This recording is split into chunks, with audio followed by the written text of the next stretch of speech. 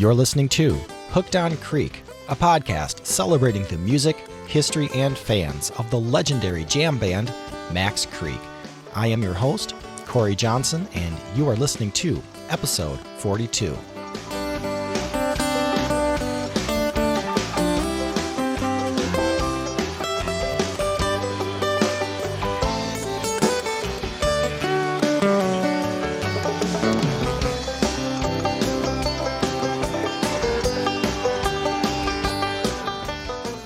Thank you for joining me on episode 42 of Hooked on Creek.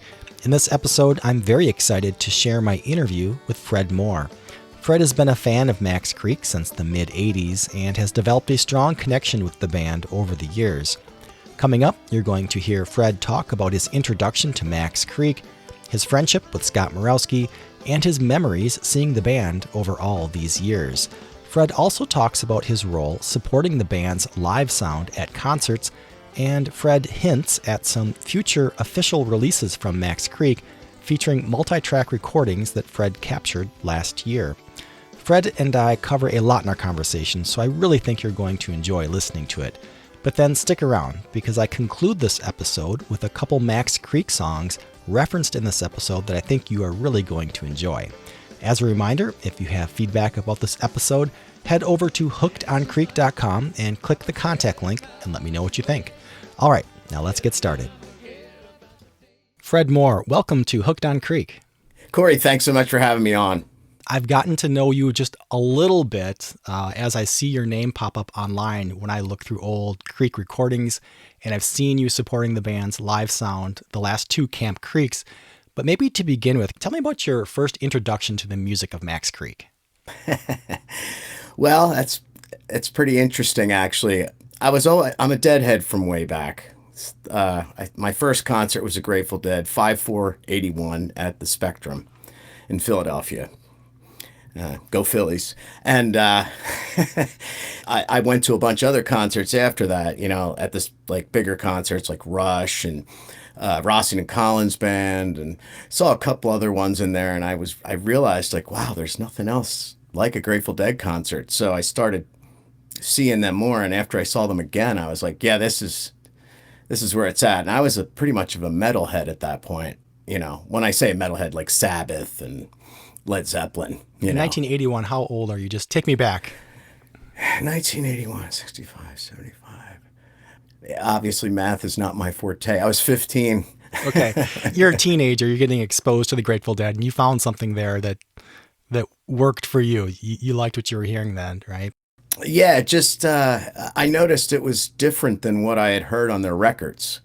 Like their records were pretty, like the songs were like 3 to 7 minutes long. And when you go there and you see a tune that you've heard them play on the record, sounds completely different and is like stretched out and like created into a new thing. That's what really got me with the Grateful Dead. So that made me realize, wow, I need to explore this more. And then I found out that they did different shows. Like none of their shows were the same. And that was another thing, because you go to other bands and they pretty much play the record verbatim, front to back, sounds just like it does. And they play that every night. Grateful Dead were just like, nah, we do what we want. We don't even have a set list. We don't know what we're going to play when we come out. I thought that was the coolest thing ever. And then I saw this whole other thing, of like a whole like following, all these people that just were there, went to every show. Like to me, that was, as a suburban white kid, that was a really cool foreign thing that I was never exposed to. So did you have a group of friends at that age that were also into the Grateful Dead that you got to hang out with, or were you kind of on your own? We were kind of on our own. Me and my buddy Joe. He was my next door neighbor growing up, and his brother Jeff, I was friends with them, and they had older brothers that, and I was the oldest in my family. So I wasn't really, I was blazing the path musically. And that was like, when that whole thing entered, it was just a whole other, like, I was into rock and roll, but like I said, Led Zeppelin, Foghat, Oyster Cult, some of the heavier edge stuff for the time. And then when I saw that, it was just like, wow, this is really something else. So me and my buddies were some of the first ones at our school to be quote unquote deadheads. And it wasn't, we were not viewed as cool at all. So were you then traveling to see the Dead at that point in time, or did that come later? Or Right around 1983, after I saw them a couple times at the Spectrum, I realized, wow, this is really, instead of going to the prom, I went to see the Dead at Merriweather Post Pavilion. That was like my first true, like, wow, camped in the parking lot overnight, saw the two shows, and was just absolutely blown away by the whole scene. And then not long after that, my buddy Larry Gottenberg, I had met him, and he was like, "Did you ever hear of this band, Max Creek?" And I was like, "Nah, I never heard of them." He's like, "Check this tape out." So he gave me this tape of Max Creek from the Rusty Nail in Sunderland, Mass. Never heard of the place, never heard of the band. And the first song that I heard by Max Creek was Jones. And I was like, it was so hauntingly awesome and hard-edged. Like, I came from more of a hard-edged thing. So it was like they combined the Grateful Dead and this like almost Aerosmith Led Zeppelin thing together, where I was just like, what is this band? Do you have more tapes of this band? Like, who is this band? Where do I see this band? Like, it was the first band I had ever heard that was even anything close to what the Grateful Dead, the same idea, just doing it their way. That's something I've come to learn as I've explored Max Creek too, is at that period in time, in maybe in the early to mid 80s, what other bands out there were doing what Max Creek was doing contemporaneously with the Grateful Dead being who they are? And I don't know, maybe there were, but it seems like Max Creek found something there, right? They definitely blazed the trail. Like, they started as a Dead cover band, and there was nobody that was doing that. And then they eventually became an original band. And they still had sort of the same kind of feel as the Grateful Dead, but they still did it a little more hard-edged way, a little more just their way. They made it their own. Same way the Dead make cover songs their own. So you heard some Creek on a tape. It piqued your interest. So then what happened next? Well, I talked to my buddy Larry, and I was like, give me everything you got. So he handed over a bunch of tapes, and they all sounded okay. And then I met his buddy Howard, who was originally from this area and then moved to Vermont, and he was all about Max Creek. So he was the one that was sending Larry the tapes. So I finally got to see them in the Philly area, and it was November of 1985 at this place called the Ambler Cabaret. And I had been listening to them for about a year and a half at that point on tape. And then I just remember I was dancing up front, and I jumped up in the light. And I was only 20. I wasn't actually old enough to be in the bar. I jumped up, and I came down on my right foot, and my right ankle gave out on me. I went down right in front of the band. Their roadie at the time helped me up and took me to the side, and like totally took care of me for the rest of the show, like fed me shots. And like, I don't really drink, but I did that night. At the end of the show, he was like, "Do you want to meet the band?" And the band was kind of like, "Hey, the guy that fell down." So that was how I actually met them. It was completely by my own idiocy.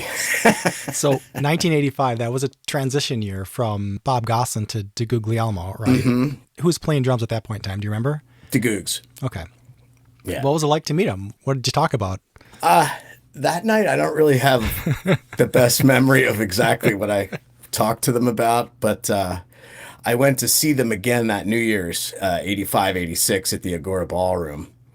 And Howard was there, and he was friends with the band. So that's where I really got to first meet them and go backstage and talk to Scott. And Scott and I just got along, immediately. And I just became friends with all of them. They were all just super cool. And they were like, hey, man, you should come to more shows. And I was like, well, I live in Philly. Like, you live in Philly? You came all the way up here to see us? I was like, yeah, So they were like, any show you want to come to, you're in. So that was a good motivation for me. I just had to drive to New England. Yeah. So, I mean, at this point in time, you're listening to a lot of Dead at this point in time, and you're being exposed to this new to you band, Max Creek. What were you seeing as far as the similarities or the differences that stuck out to you in the mid to late 80s? Max Creek was just more hard driving. It just had more verve behind, just like, I guess, a younger energy, just a little more enthusiasm towards the whole thing. And it was fun. They used to play after Dead shows, like at the Hartford Civic Center. They used to play at this place called Dagny's. So you just was within walking distance. You could walk over and see Max Creek after the Dead played, which was just awesome. They'd do that a lot. So you're seeing them when you can, because you're in Philadelphia, so maybe not as often as you want to, but you're getting a chance to see them. How did that change over the next maybe 5 or 10 years? Were you seeing them more? How did you get a chance to expose yourself to more Creek? Yeah, well, I just started to go see them and just showing up like, hey, what's up? And, we'd see them in New England and be like, oh, we're playing in upstate New York next weekend, Rochester and Syracuse. You should definitely come check us out there. Those people are crazy. It's like, so then we started doing those weekends, like the upstate New York runs. And then some of those 2 nights at the old warehouse in Rochester, people would scream at the top of their lungs, but nobody would clap because they'd all be holding 2 beers. It'd be like, ah! Well, I understand that you, over the years, have developed a pretty strong friendship with Scott Murawski. Can you tell me about that relationship and maybe where that comes from, or what strengthens that relationship? It's hard to really say. Like, we just clicked. We just made each other laugh. And he would invite me to come to his house, and I started coming to his house on weekends when, there wasn't Creek shows. Like, we would stay over at his house. My ex-wife and myself, we would stay at his house quite a bit. Like, they would be playing a show somewhere in Massachusetts or whatever, and we'd go there between shows. And some nights, depending on which direction it was and how tired we were, we would either go back to his house after the show or just drive home. But most times we didn't drive home. It was a pretty good clip back here, usually at least 5 hours. So that was tough to do at 2 a.m.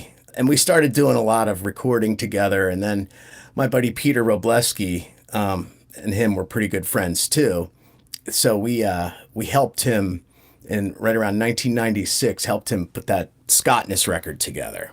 Like, he had all these other songs that he wasn't playing with Creek that were just sitting there, and we were like, you should really do something with this stuff, like, this is some good stuff. And so he did. How did that come about?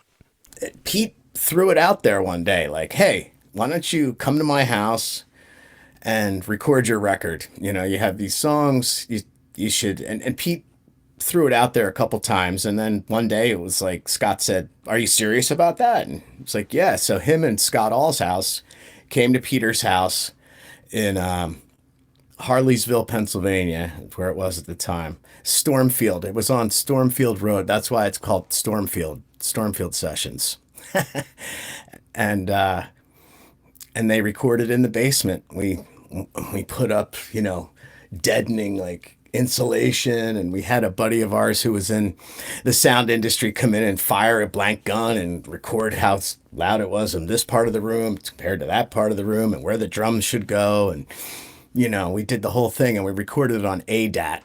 So we had the whole thing set up in the basement, and we ran all the wires upstairs to the living room and listened through headphones up there. We had a microphone so we could talk down to them. So that was about a 5-day event, recording all that stuff.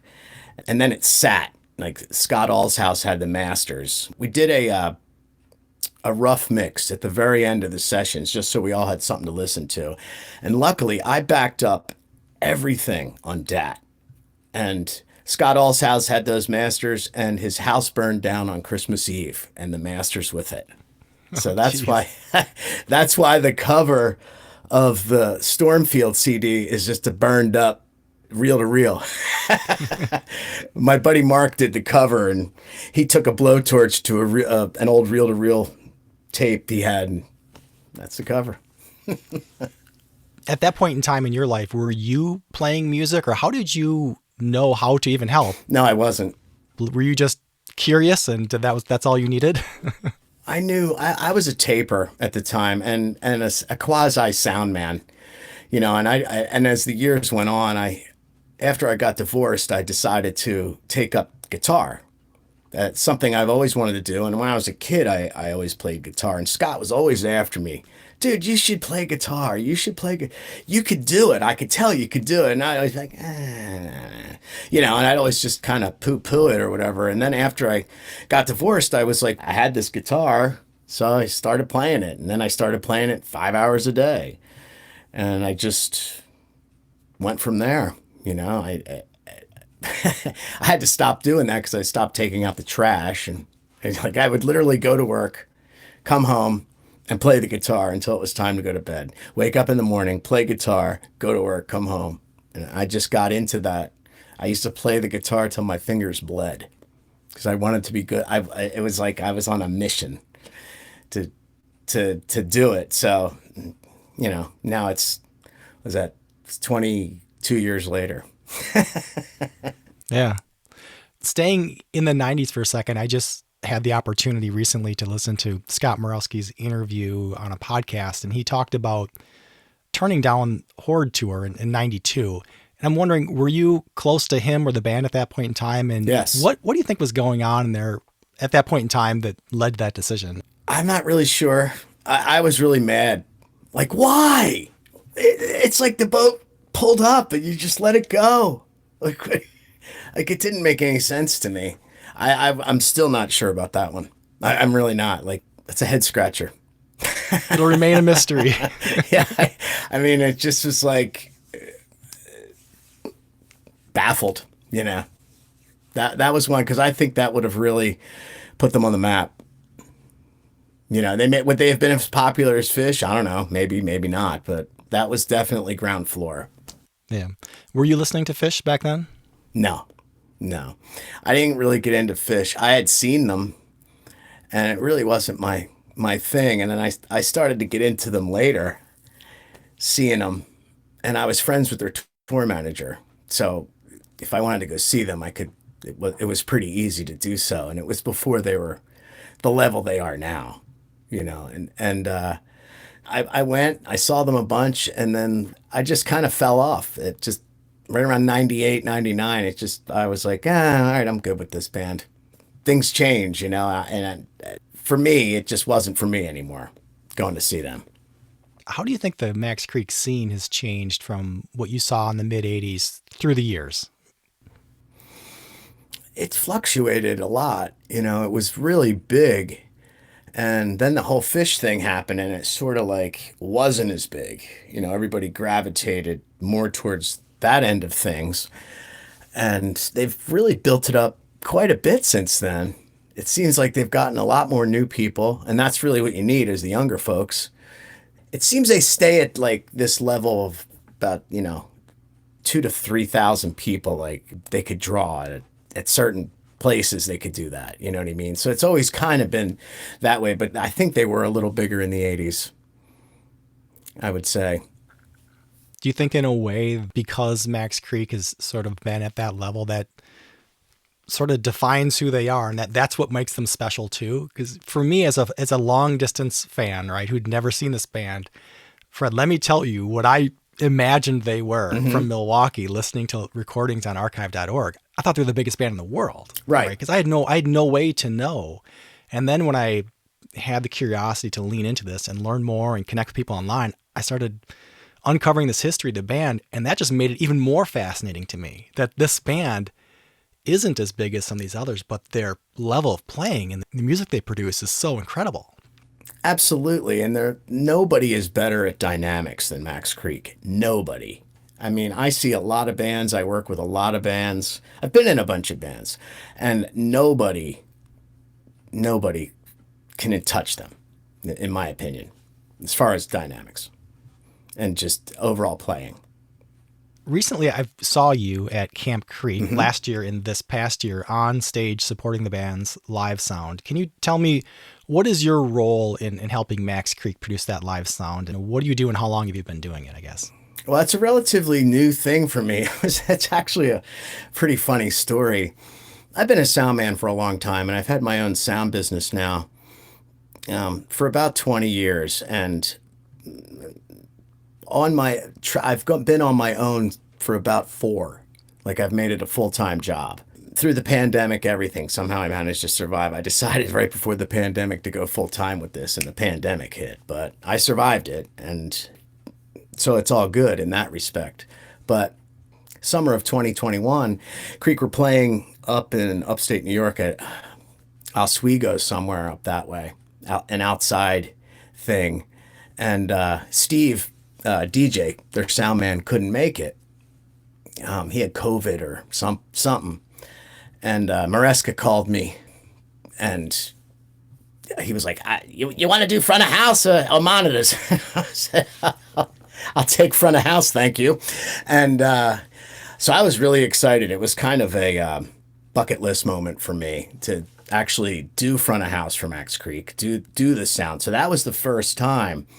And it was funny because John Ryder didn't know that I was doing front of house. And he was like, what do you mean you did front of house for us tonight? I'm like, I did front of house for you tonight. He's like, we need to have a conversation. So apparently he didn't have a monitor tech for Camp Creek. He hired Mike Deary thinking that Mike was a sound man and a stage manager, and he's just a stage manager, which is a job within itself. And Murawski couldn't make it. Murawski used to handle both jobs. So he was like, I need a monitor tech. I'm like, I'm your man. And I already knew the band and a lot of the other bands, so it was just a natural fit.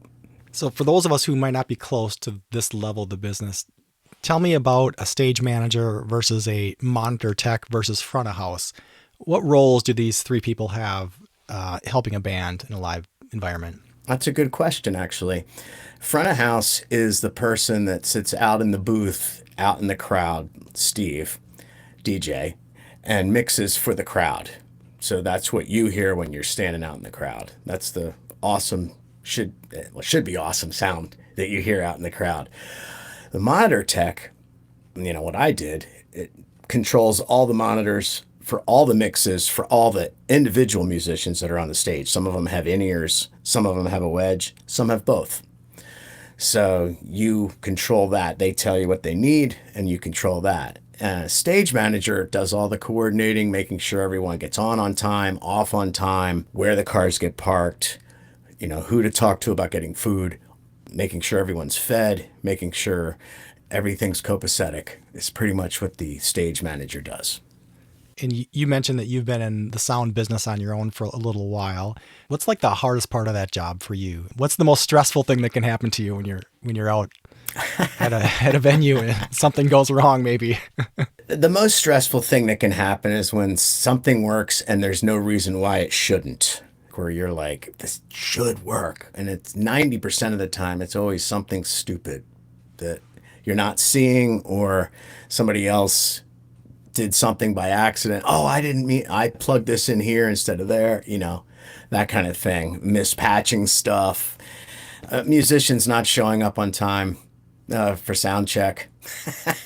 And then getting upset that they can't, hear themselves perfectly the way they wanted to. It's like, well, dude, if you were here for sound check, could have probably helped you out a little more, You had mentioned earlier that you were a taper. You were taping the Grateful Dead back in the day. Were you also taping Creek? Yes. Oh, yeah. To this day, anything I go to, for the most part, I make sure that I'm either recording or is being recorded. Why is that? What is it about you that wants to do that? I think it's an addiction at this point. It's just one of those things. It's like, this is forever, and you just never know when the music is going to just be awesome. And you can guarantee if it's not being taped, that moment will happen. Like Murawski said it the best, the music knows. He's like, Fred, just turn it off, man. Just turn it off. It'll be the best show ever. I'm like, I can't do it. You know, you've been around the band for a while now. What are some of the shows that stand out in your mind when you think back to all the years that you've seen Creek? Well, just off the top of my head, Sterling Stage 2019, those two shows, that second night, a lot of people left because of the rain, and the band made sure that they regretted leaving. That just kept raining harder and harder and harder, and the band just kept hotter and hotter and hotter, and they were pulling out tunes that they only play like once every 5 years to once a year kind of thing, and they just were killing it. The people that were there were psyched. We didn't care that we were wet. They were killing it. Water, nah, we're going to make that steam.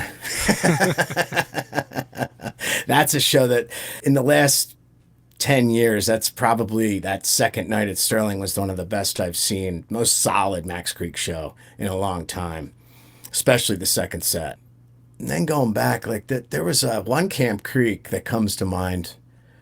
It had to be somewhere around 98, I want to say.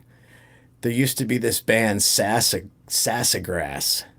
that Creek were friends with. They were like a bluegrass band from Syracuse.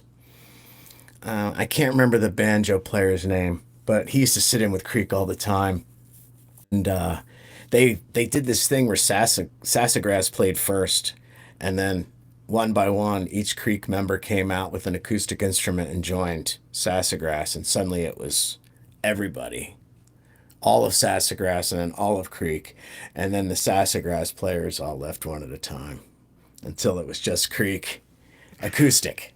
Oh, cool. And that was the first set of the first night of Camp Creek, and that was probably about 3 hours long because it was the one set just rolled right into the other.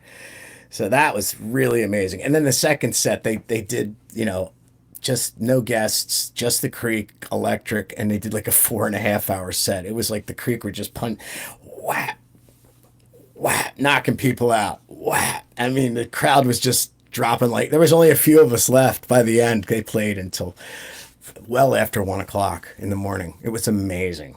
One of my favorite places to see Max Creek was also one of the most sketch places. It was this place called Woody's Roadhouse, and the guy that owned it his name was Woody, and it was in Washington, Massachusetts, out near Bucksteep.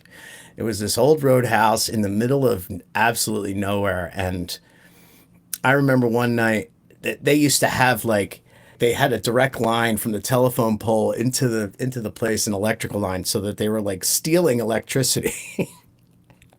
And it was somehow wired into the electrical box. And Linda, their old light girl, was like, "Hey, this isn't cool, Woody.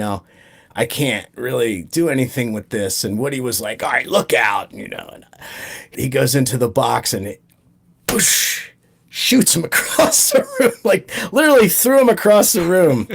And it was just like, oh, wow, did that just happen? So there wasn't very many people there for that one. I think it was me, and it might have been Archer was still the sound guy at that point, but I had gotten there really early to, just for whatever reason. And I happened to see that. That's definitely not something that, you see every day. That place was something else, though, man. Woody's Roadhouse. There was something about that room where they just absolutely killed it every time. Like it was a hard ride. It was in the middle of nowhere. There was not even a last chance gas station type of thing, But when you knew you were going to see some serious shit if you went there. They did one New Year's show there, and it was awesome. What are some of the Creek tunes that you hear that doesn't matter how many times you hear them, you're so glad you're listening to it because they're just your favorite songs? It's funny, people are going to laugh, but there's so many that they play all the time that I just love, like Dark Water. I could hear that every night. Mama, Are You Ready? I mean, Scott doesn't play that a lot, but that's always one when he asks me what I want to hear, that's usually that or Emerald Eyes, and any of those. Fire and Brimstone, probably my favorite Mark song. Summer Sun, the list goes on. Like, there's not too many that I don't like. I love the originals, love the covers, love love what they've done with some of these new Dylan covers, the Paul Simon covers that Mark does. I love it all. But yeah, there's certain ones I like Burgers and Fries. That's one he doesn't play. They don't play very often. I love hearing that one. Why do you think this band has been able to stay together for so long? I mean, think when in the music industry, bands don't stay together for 51 years. That doesn't happen. That's true. And well, they just do it like they do it on their own terms. They do it their way. They've been doing it together long enough, and there's no real pressure as far as like touring. And, they do like weekends. So it's very humane as far as that's concerned, because touring can definitely get tedious if you're doing like a 6-week tour or something, especially at their age. It definitely doesn't get easier. Like Phil Lesh does residencies now. Like he'll play like 8 nights, one spot, Capitol Theater. Yeah. I have a question here from one of the fans of Hooked on Creek. Wants to know, how did you get the name Salty Dog on the old Max Creek forum? Self-named. I gave it to myself. Everybody needed some kind of moniker or, nickname for the old Creek forum. I'm not familiar with that because it doesn't exist now. So what was the Max Creek forum? It was a flash in the pan for about 2 years, between the years of like 97, maybe 3 years in 2000, 97 and 2000. And it was just a one-page stream of consciousness of people typing stuff. There was no like filtering, or it was the old days of the internet. It wasn't threaded. It was just, somebody could answer a question that you asked and you'd have to scroll all the way back, So that was what the old Creek forum was. It started off so cool, and it ended up getting nasty just like everything else does on the internet. Yeah. It was fun for about 1.5 years. It was really fun. You've said that you've gotten to know the band members over the years. I'm curious, is there something you know about Max Creek or any of the band members that you don't think many other people know? And if so, what is that? Because I want to know more about this band, and you're close to them. Tell me something I don't know about Max Creek. Let me think. Well, John Ryder's hilarious. He's one of the funniest people you ever meet. When you see John Ryder play, it's hard to get a bearing on him. He seems so serious and so focused, and I always avoided him because I didn't want to bother him. When I got to know him, I was really surprised that he tackled me one day. Like we were at a in a hotel room after a New Year's show or something, and he said something. He came in our room, and I was sitting on the bed, and I laughed. And at that point, we hadn't said more than maybe 20 words to each other, and we'd known each other for about 10 years at that point. And he stops and he goes, "I made Fred laugh. I've waited 10 years to make you laugh." And then he runs and just tackled me. I was like, we've been great friends ever since. Let's see. Scott loves Star Trek and Star Wars, and he's just as much. That's another thing where we're both nerds as far as, that's concerned. We always, hey, did you see the new She-Hulk? We talk about that. Scott and I actually Snapchat like little girls, send each other pictures, goofy pictures every day, and then like we've done it now for like over 200 days, and if one of us forgets, we'll text the other one, "Dude, our streak." At this point, it's just a thing to see how long we can go. And Mark Mercer, I guess you guys already know this, but he plays in a church thing every Sunday, and it reminds me of that King of the Hill, where it's like, you rock out on Saturday night, and on Sunday you go to church and ask for forgiveness. Yeah. So he's been doing that a long time. And then the two new guys, I call them the new guys, and they both have been in the band for 15 years. I know Bill and Jay pretty well, but I don't really hang with them like I do the other guys, When you go to a Creek show now, what do you look forward to most? Is it interacting with the band? Is it being in the crowd? Is it the music, or is it everything? Or Well, now it's different because when I go to Creek shows now, I pretty much work for the band. Like I've been helping out as much as I can. When it was their 50th year, I put my foot down and I said, you guys really need to multi-track every one of these shows. It's your 50th year. There's not a lot of bands that are around that long. So they couldn't disagree. And I said, it's really easy to do now with all these rooms you guys are playing and all the soundboards have the capability to do it. I just need to come on with a laptop. So the thing I look forward to the most, I guess, is just getting there, getting everything set up and just hanging out with those guys and catching up.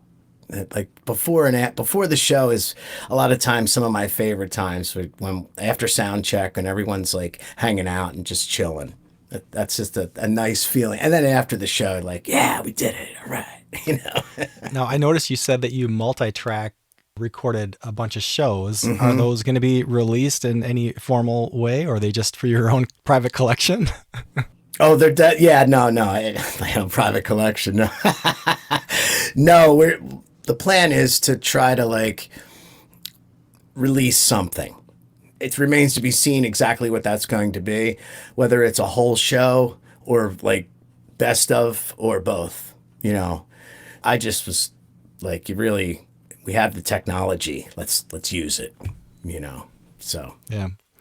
I understand you're also a big fan of the band Ween. Have you ever requested that Max Creek or Scott cover a Ween tune? I never have. I should, because Scott's a Ween fan. Oh, is he? He enjoys. Yeah, well, I mean, come on, they can't be denied. Well, I saw Ween. I don't know much about Ween, I'll be honest with you, but I did see Ween in 2002 at the very first Bonnaroo Music Festival down in Tennessee. Drove down there and experienced the whole thing. And I knew of Ween from my college days and a little bit, but I thought it was a great show, and I've paid a little bit of attention to them over the years. But I think you're all in.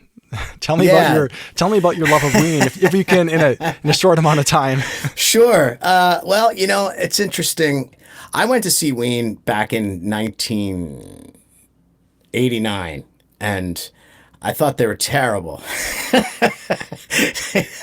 So, and I ended up leaving the show and going to see Greg Allman. So then I never thought about them again until around 98. My buddy Peter Robleski was like, Ween this, Ween, Ween, Ween, Ween. I'm like, dude, what's all this Ween stuff? I saw those guys 10 years ago. They were terrible. And he goes, oh, yeah? Listen to this. And he put on Tear for Eddie. And I was like, that is not the band that I saw. What the hell is this? So then I'm like, give me all your records. Same thing, sort of like with Max Creek. Like, give me everything you got. It's like, these guys are from New Hope? Like, that's 20 minutes from here. Like, this is amazing. Like, when did they become a band? They were two guys playing along to a drum machine or something. Like, when I saw them, and they were funny, but I didn't think musically it was anything that interested me. It's a lot of screaming is what I remember. And then it was like, wow, they got a full band now, and they used to play John and Peters all the time, which is, where I work every Wednesday night. I'm kind of the official, unofficial house guy there.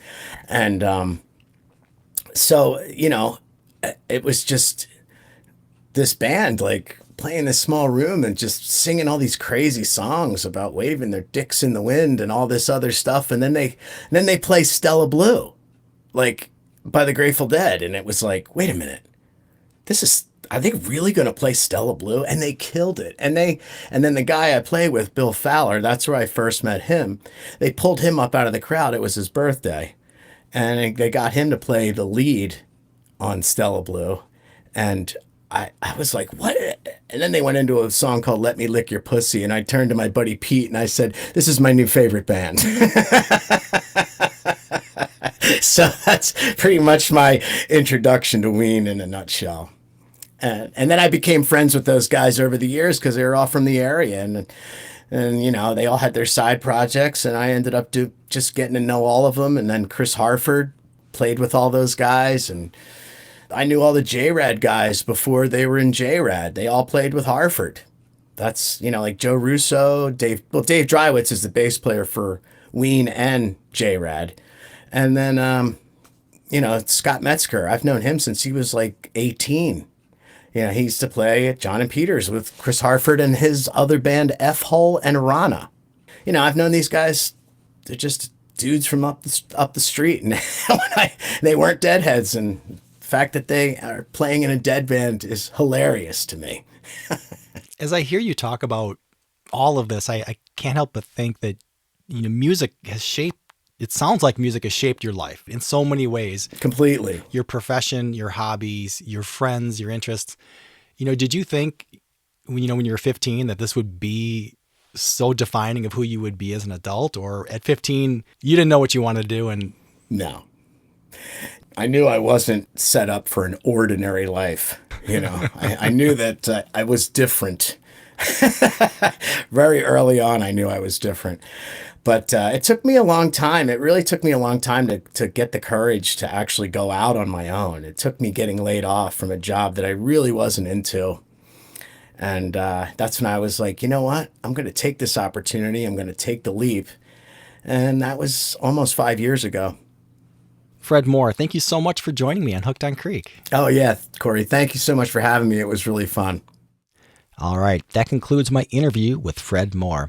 But now stay tuned, because coming up next, I'm going to play a couple tunes from that second set at Sterling Stage in 2019 that Fred mentioned during our conversation. But first, if you're curious, during the introduction to this episode, I played a portion of Max Creek's performance of Dark Water with Billy Constable from Sassafras on banjo, recorded live during Camp Creek at Indian Lookout Country Club in Mariahville, New York, back on July 31st, 1999. This is another one of the memorable shows Fred mentioned in our conversation. Okay, now hold on tight, because this is Max Creek performing Burgers and Fries into the other one live at Sterling Stage in Sterling, New York on September 1st, 2019.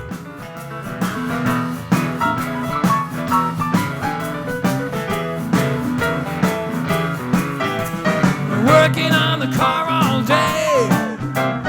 Let me tell you, honey, it ain't sane. Working in the rain, adjusting my brakes. Grease down under my nails and rust caked into my eyes. Please don't you go and get some burgers and fries. We do it all for you. Hey, hey. We do it all for you. So stoned, I just can't see. One more oiler and I just won't be able to be able to see.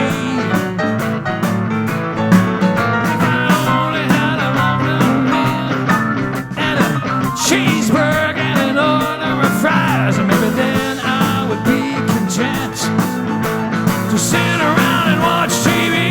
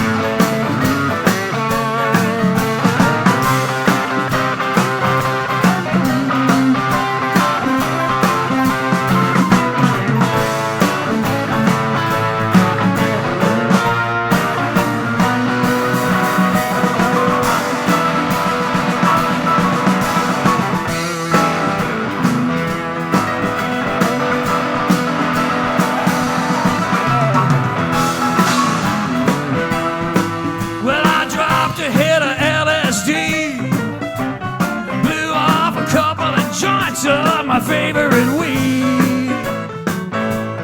What did I see? Cheeseburger under the wheels and a cheeseburger lying on the seat, and it was almost time for me to find something really good to eat. We do it all for you.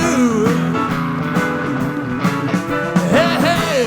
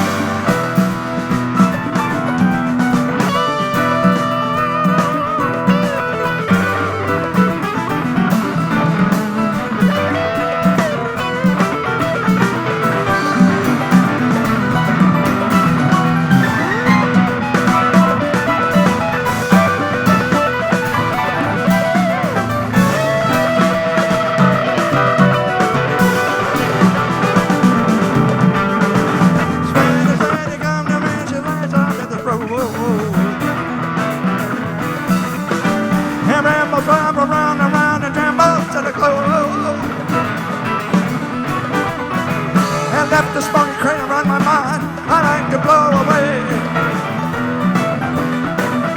But the heat came round and bust for me for smiling on a rainy day. Coming around. Coming around. Coming around. Coming around, yeah. Coming around.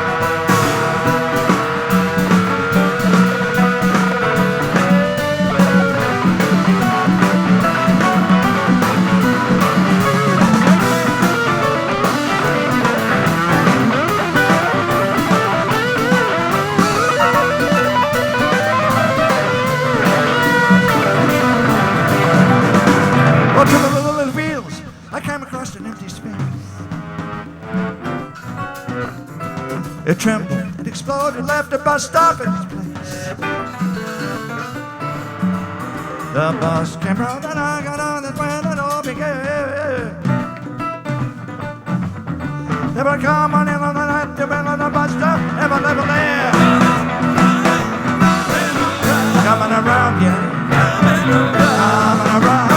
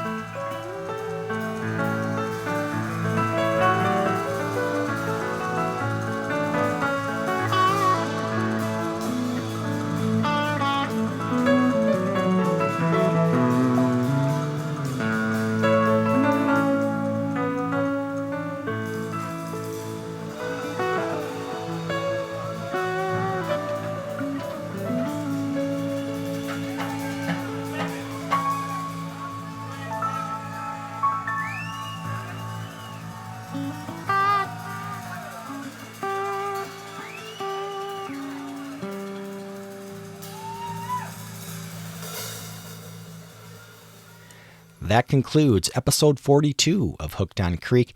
Huge thanks to Fred Moore for joining me on the podcast. It was a lot of fun talking with Fred about his love of Max Creek.